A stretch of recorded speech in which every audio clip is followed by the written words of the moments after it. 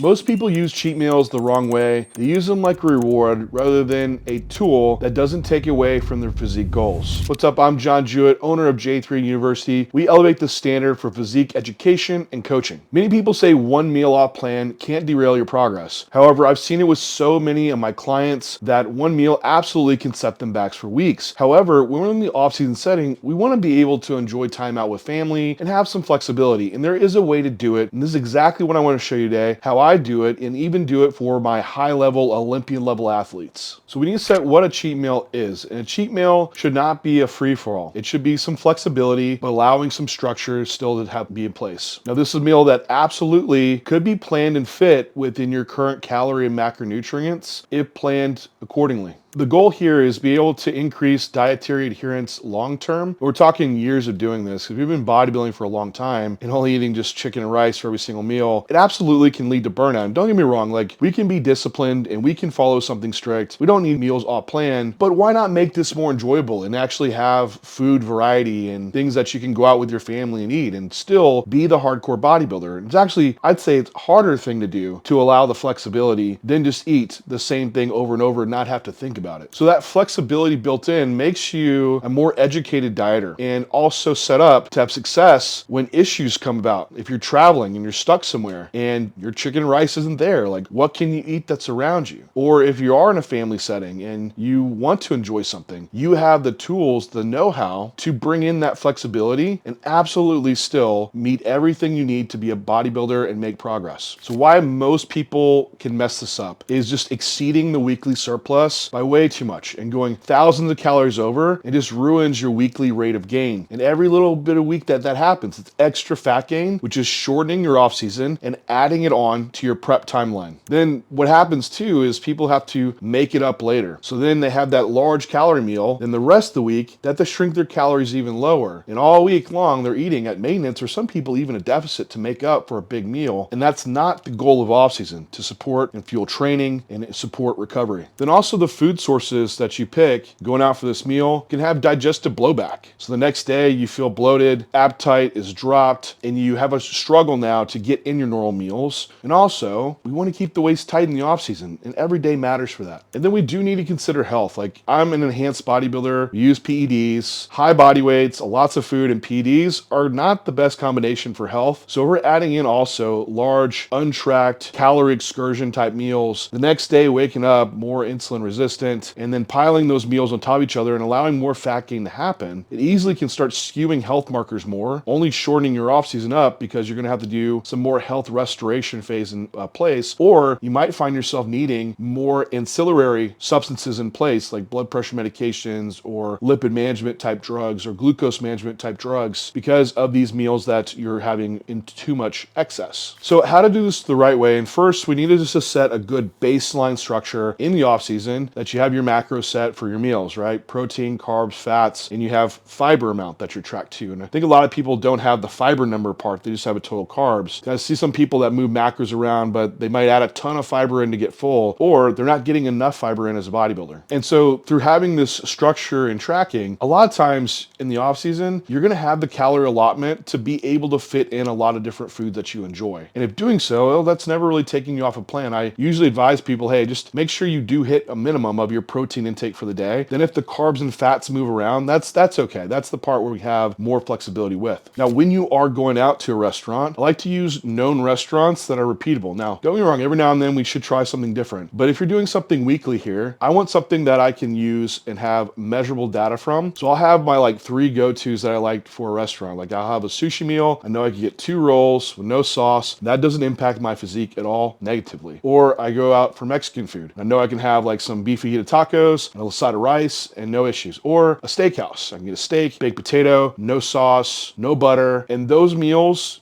don't move me off plan at all. So that familiar meal now is something that's repeatable that I every week will know what that response will be and I can adjust it. So I know when I go out to sushi, I've had 4 rolls and my weight jumps up, I look softer and the weight doesn't come back down. All right, I should probably have 3 rolls instead at that restaurant. So this turns this untracked cheat that has a roll of the dice type outcome now now into data you can do something with. Now the meals out, burgers and pizza, all right? The really high fat options, the ones that are hard to really adjust to fit in to any macro amount, or you're gonna have to really limit portion size for a calorie allotment. For myself, that's usually stuff that I have to make at home and work the macros and just get clever with recipes. It's something like Renee, my wife, and I enjoy to do. So it might be picking like a lean patty, just getting a bun. I can get some fat-free cheese and make a burger like that. Or we make homemade pizza. Flour, yogurt to make the dough. We can get fat-free cheese. We can put chicken on it. We control how much sauce we want and anything to fit within macros, and also lower the calorie a lot too. So we can have, a good portion of it, but not let it derail us either. Now, another strategy that you can use here is manipulate your day around your food. And this isn't to get extreme. We don't want to do some type of restrict and then binge, or binge then restrict type pattern, right? It's more just, hey, we want to enjoy a meal. We're going to be strategic and move some calories around. So if you're doing 6 meals a day, you could do 4 meals instead, and then combine those 2 meals and let that count as your one untracked meal to account for the extra calories that might be taking place. This might be a thing like for a business professional that where you have to go out to that dinner with the clients and you're going to have to eat. You can't bring your Tupperware in, and you know that restaurant, it's going to be hard to fit in your calorie allotment. Combine some meals. That's something that works. It could be flexible. Then even at those meals you pick, a lot of times ask for sauce on the side, ask them to cook with no butter, no oil. Those are just easy ways to reduce calories and still have those foods at the restaurant. The next thing here I get asked is, when should I place my cheat meal? And in the big picture, it's the total calories for the day and really the total calories for the week that matter the most. However, you might find, for one, preference might matter, but also where you have it around training or even around high output days might feel a better response. Like for myself, I actually like to have it in the evening usually, and then before training day. Because a lot of times you eat a heavy meal at night, this thing is still digesting into the next day. It allows me to really fuel training for the next day, and I get some good workouts. Others might want it on a really high calorie expenditure day. So maybe it's a leg day and you have lots of steps or you do cardio, whatever it may be, then you might be allowed to have more calories that day and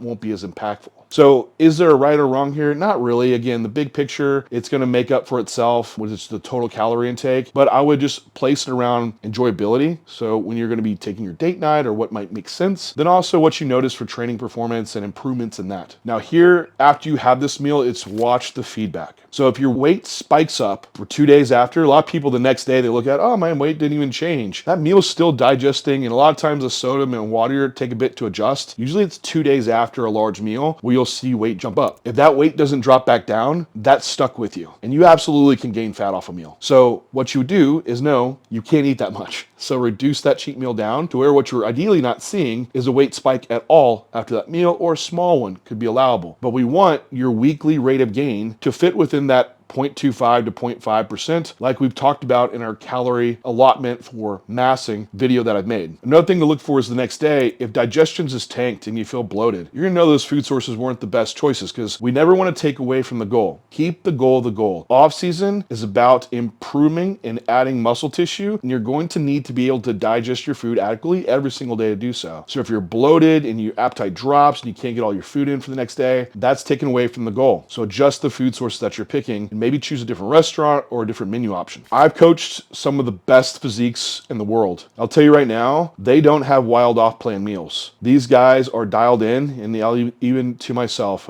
we are on it every day, and there's just minor flexibility that really takes place. And that's the truth behind it. Like, as you move up the ranks to have higher goals, you're going to have to be stricter and more reserved in that flexibility. And that's a trade-off to have. But also, as you get more advanced, you should not only have more advanced physique, but a more advanced skill set to understand how you can have autonomy and flexibility with your meals, so you can enjoy this and do this for 10, 15 years, and even past the competitive stage, do it for the rest of your life. So cheat meals aren't the problem. It's the lack of structure that is. So learn to use them strategically, have more freedom, enjoy your meals, enjoy your off season, and don't take away from your physique goal. And this is the type of stuff that we teach in J3U, building physiques through repeatable consistency, doing the right things. So let me know down below, what is your strategy for cheat meals? How do you stay on track and not let it take away from your bodybuilding goals? Don't forget to subscribe for more content like this to come out. I'll talk to you next time.